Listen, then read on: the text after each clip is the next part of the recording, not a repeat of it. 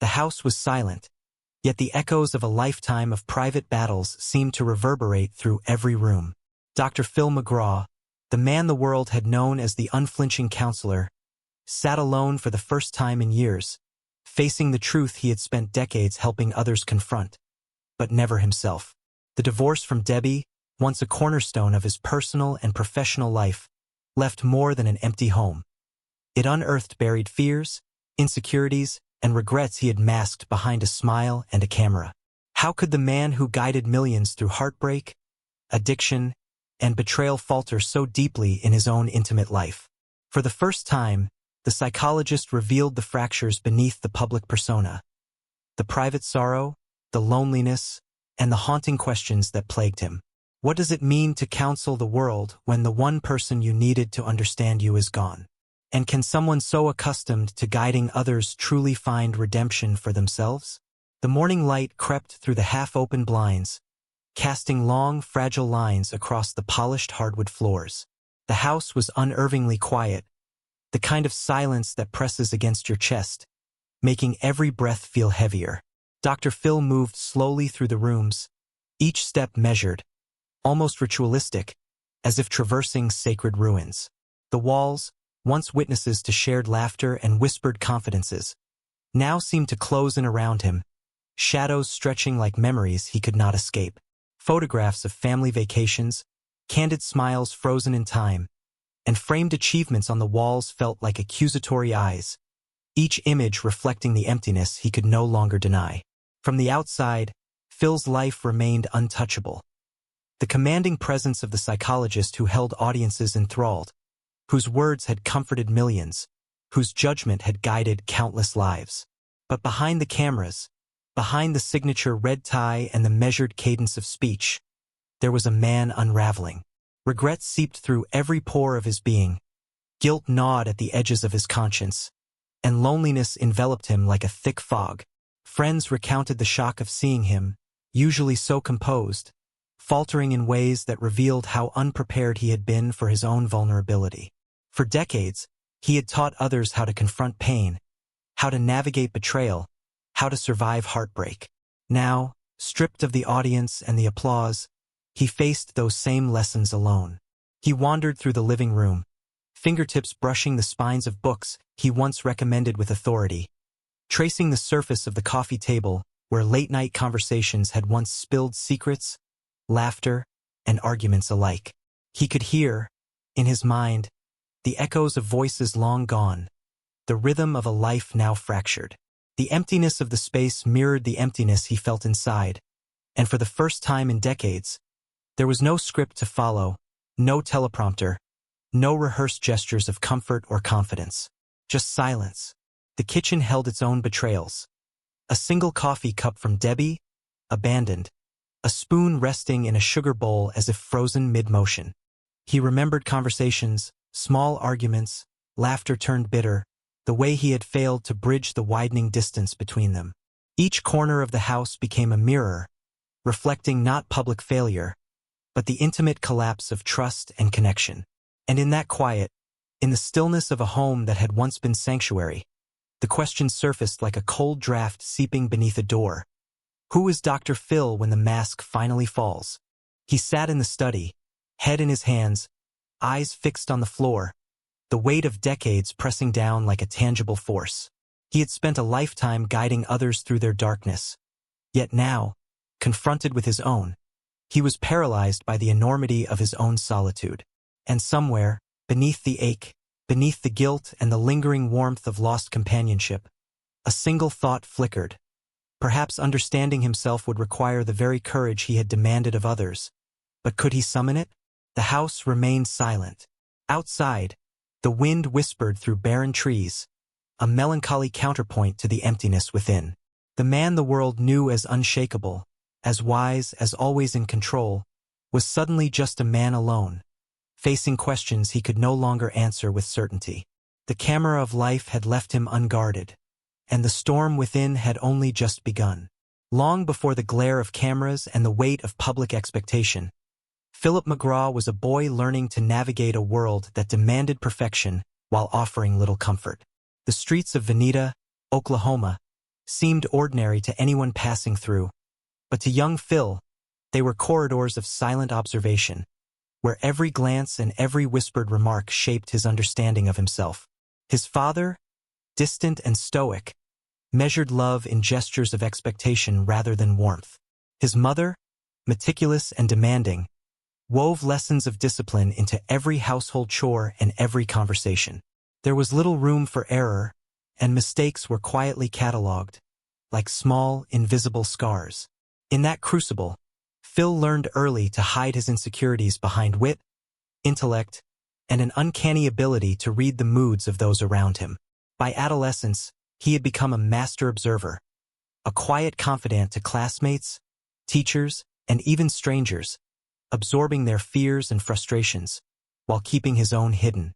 He discovered the power of listening, of analyzing, of understanding the unspoken, a skill that would one day become the foundation of his career. Yet beneath the emerging talent was a boy who wrestled with profound loneliness. Even in the company of others, he felt an unbridgeable gap between his inner world and the one he presented outwardly. Love and attention were conditional, fleeting, and Phil learned to mask the longing for connection behind humor, insight, and an early sense of authority. Debbie entered this carefully constructed world not as an intruder but as someone who could see the walls he had erected. She recognized the patterns, the hidden pain, the silent plea for stability and understanding. For a time, she was the one person who could navigate the labyrinth of his inner world, who could breach the protective armor built over decades. But even their bond, deep and enduring, could not entirely heal the wounds embedded in his psyche. The shadows of childhood lingered, influencing the choices he made, the defenses he deployed, and the distance that inevitably grew between them. Even as he rose toward public acclaim, those early lessons in emotional restraint and observation remained at the core of his being. Each triumph was tinged with the quiet echo of old insecurities. Each smile masked a private vigilance against vulnerability. And though he had built a life that seemed enviable, the foundations were haunted by unspoken questions. Could a man so shaped by early loss and fear truly embrace love, intimacy, and trust? Could the walls built in childhood ever be dismantled, even for someone who claimed to understand the human heart? The answer, for years, remained just out of reach. The boy who learned to survive by reading others would spend a lifetime confronting the truth that no skill, no intellect, no public persona could shield him from the wounds he carried within. And as the house in Oklahoma faded into memory, a quiet tension lingered. Could those early shadows finally consume the man he had become? As Dr. Phil's presence grew on screens across America, the world saw only the confident, commanding psychologist who dispensed wisdom with measured authority. But behind the spotlight, beyond the applause and the smiling faces of studio audiences, a quieter, heavier reality took hold.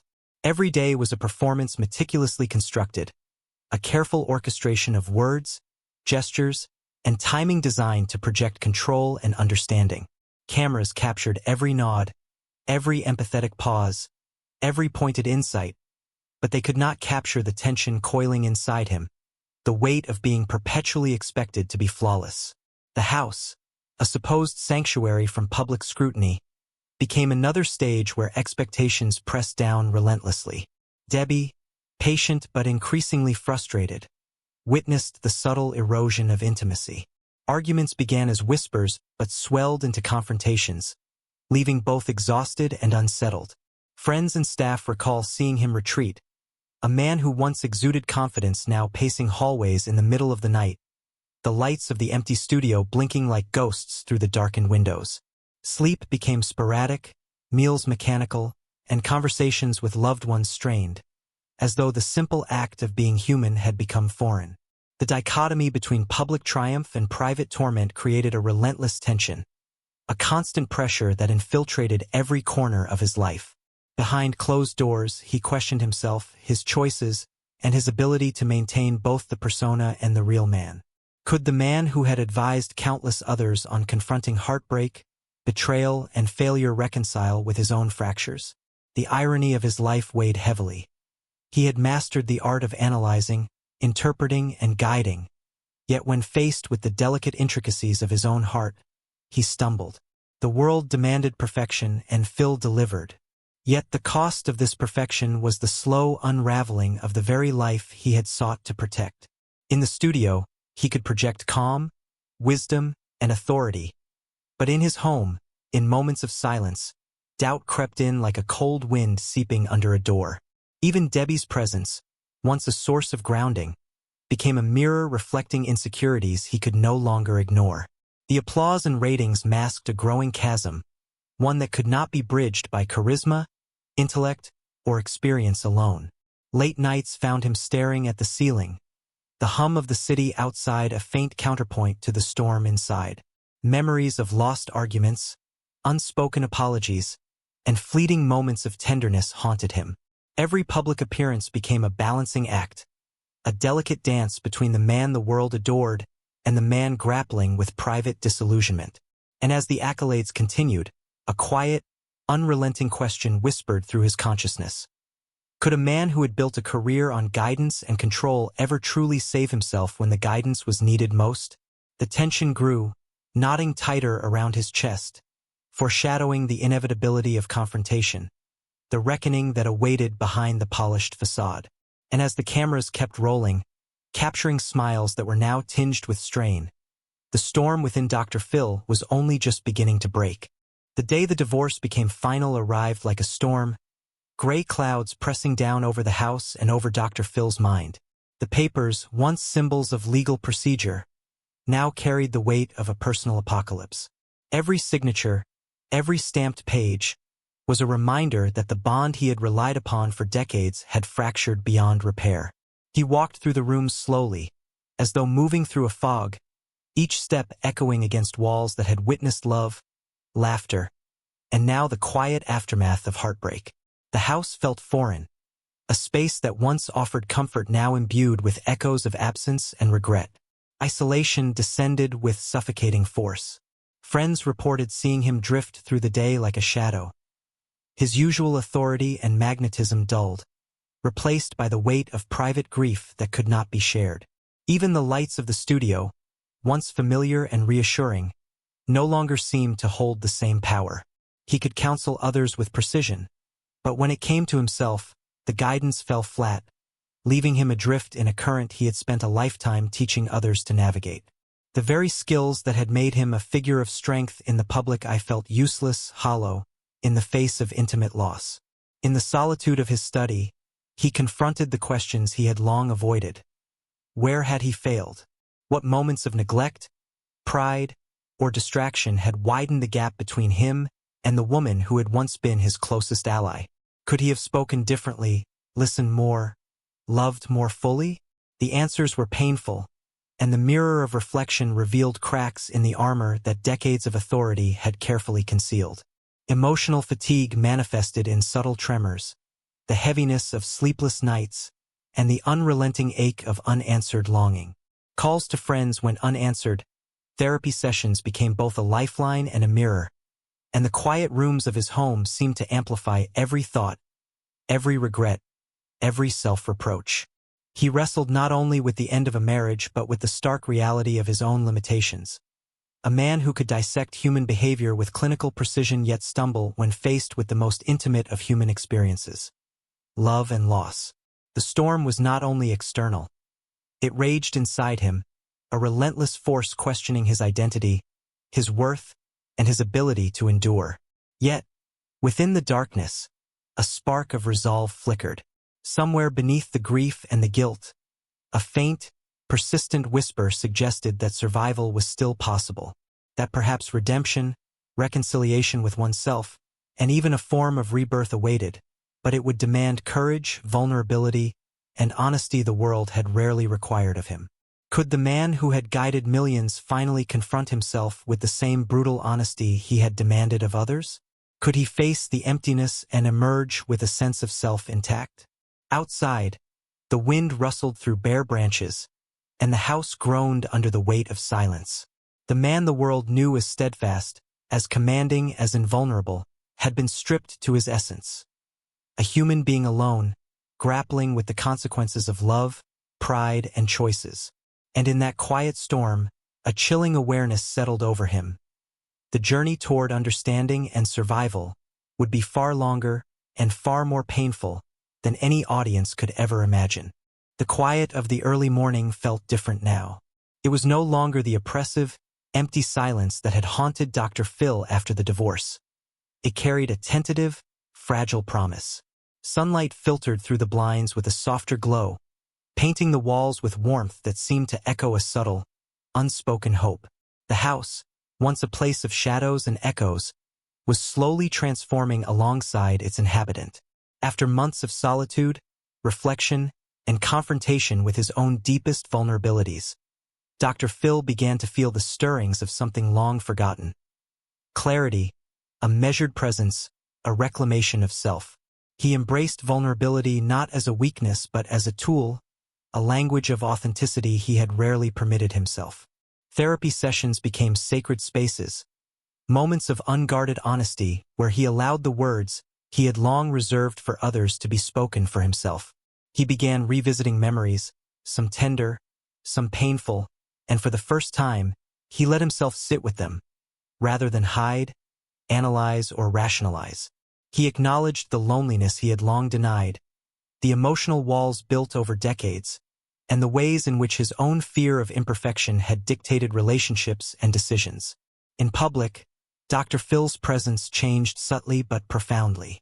Studio lights, once symbols of performance, now illuminated a man tempered by experience, softened by loss, yet stronger for having confronted it. His advice carried a new resonance, every word colored by lived experience, every gesture steeped in the gravity of someone who had walked through darkness and returned, not unscathed, but awakened. Audiences sensed it, perhaps subconsciously. This was no longer the untouchable psychologist offering guidance from a pedestal. This was a man who had failed, who had endured, and who now spoke with the weight of truth and humility. Even personal relationships, once strained under the pressure of expectation, began to shift. Friendships deepened, conversations became richer, and moments of quiet companionship offered solace that fame had never provided. Yet the journey remained arduous. Every step forward brought reminders of past mistakes, fleeting shadows of regret, and the lingering ache of what had been lost.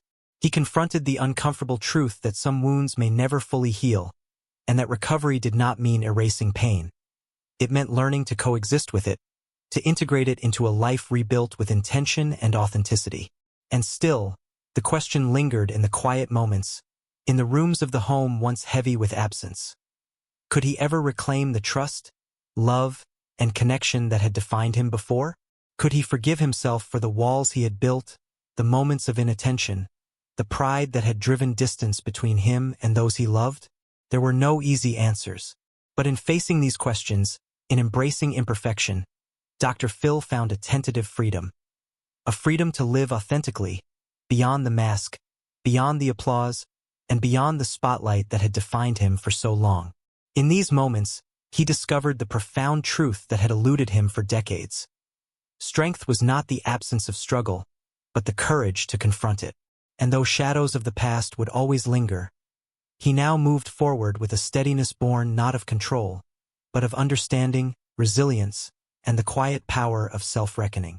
In the end, the man who had guided millions through heartbreak and despair had finally begun to guide himself. And even in the quietest, most solitary moments, there was hope, a promise that the journey, however painful, had led him toward a life lived fully, honestly, and unflinchingly.